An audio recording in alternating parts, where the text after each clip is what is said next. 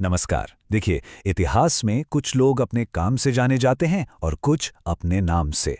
पर आज हम बात करने वाले हैं एक ऐसे शख्स जिनकी पूरी की पूरी कहानी ही उनके कई नामों में छिपी है। तो चलिए जय नारायण व्यास की इस दिलचस्प जिंदगी को समझते हैं। लेकिन आगे बढ़ने से पहले एक सवाल। जरा सोचिए तो, एक इंसान को कितने नामों से, कितने निकनेम से जाना जा सकता है? 2, 3 या चलिए मान लिया 4। पर आज हम जिनकी बात कर रहे हैं ना, उनके लिए तो ये गिनती भी कम पड़ जाएगी। लक्कड़ का फक्कड़, धुन के धनी, लोकनायक, शेरे राजस्थान और भी बहुत कुछ। ये सब किसी एक ही व्यक्ति के उपनाम हैं, जय नारायण व्यास। अब सवाल ये उठता है कि आखिर एक ही इंसान ने इतने सारे नाम कमाए कैसे? और इसका जवाब उनके जबरदस्त कामों में छिपा है। तो चलिए शुरू करते हैं। इस सफर में हम जय नारायण व्यास की जिंदगी को एक एक करके समझेंगे और जानेंगे कि उनके हर उपनाम के पीछे आखिर कहानी क्या है। इस कहानी की शुरुआत होती है साल 1899 में, जोधपुर की ऐतिहासिक धरती पर। यहीं जय नारायण व्यास का जन्म हुआ और यहीं से एक ऐसे सफर की नींव पड़ी जो आगे चलकर राजस्थान की राजनीति को हमेशा के लिए बदलने वाला था। व्यास जी ने, आप देखिए, बहुत ही कम उम्र में ये बात समझ ली थी कि असली बदलाव लोगों को एक साथ लाने से ही आता है। उनकी ये यात्रा सामाजिक सक्रियता से शुरू हुई और पत्रकारिता तक जा पहुंची, जहां उन्होंने सबको दिखा दिया कि संगठन की शक्ति आखिर होती क्या है। अंदाजा लगाइए, सिर्फ 25 साल की उम्र में साल 1924 में उन्होंने मारवाड़ हितकारिणी सभा की स्थापना कर दी।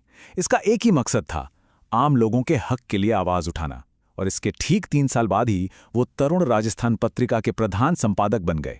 और ये कोई छोटा मोटा पद नहीं था, ये वही पद था जिसे विजय सिंह पथिक जैसे दिग्गज नेता भी संभाल चुके थे। पर बात यहीं खत्म नहीं होती। व्यास जी की पहचान सिर्फ एक संगठनकर्ता तक ही सीमित नहीं थी।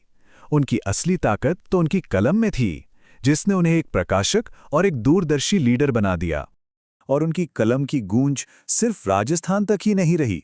1936 में उन्होंने बंबई से अखंड भारत जैसा राष्ट्रीय समाचार पत्र शुरू किया। पर शायद उनका सबसे बड़ा योगदान था आगी बाण। ये राजस्थानी भाषा का पहला समाचार पत्र था जिसने स्थानीय लोगों को उनकी अपनी जुबान में एक आवाज दी। और तो और पोपाबाई रिपोल और मारवाड़ की अवस्था जैसी छोटी छोटी किताबों से उन्होंने सीधे सीधे आम जनता से जुड़े मुद्दों पर बात की। संगठन और पत्रकारिता के बाद अब बात करते हैं उनके राजनीतिक सफर की, जहां उन्होंने एक ऐसा मुकाम हासिल किया जो राजस्थान के इतिहास में आज तक किसी और के नाम नहीं है। जी हाँ, ये एक ऐसी उपलब्धि है जो उन्हें सबसे अलग खड़ा करती है। जय नारायण व्यास राजस्थान के इतिहास में एकमात्र, आई रिपीट, एकमात्र ऐसे मुख्यमंत्री थे जो मनोनीत भी हुए और जनता के द्वारा चुने भी गए। मतलब पहले तो उनकी काबिलियत देखकर उन्हें चुना गया और बाद में जब चुनाव हुए तो जनता ने भी उन पर पूरा भरोसा दिखाया। ये उनकी जबरदस्त लोकप्रियता का सबसे बड़ा सबूत है। तो फिर सवाल उठता है कि उनकी विरासत क्या है? देखिए, उनकी विरासत किसी एक काम में नहीं, बल्कि इन सभी भूमिकाओं के संगम में है। एक कुशल संगठनकर्ता, एक निडर पत्रकार और एक लोकप्रिय राजनेता। इन सब ने मिलकर ही वो शख्सियत बनाई जिसे हम जय नारायण व्यास के नाम से जानते हैं।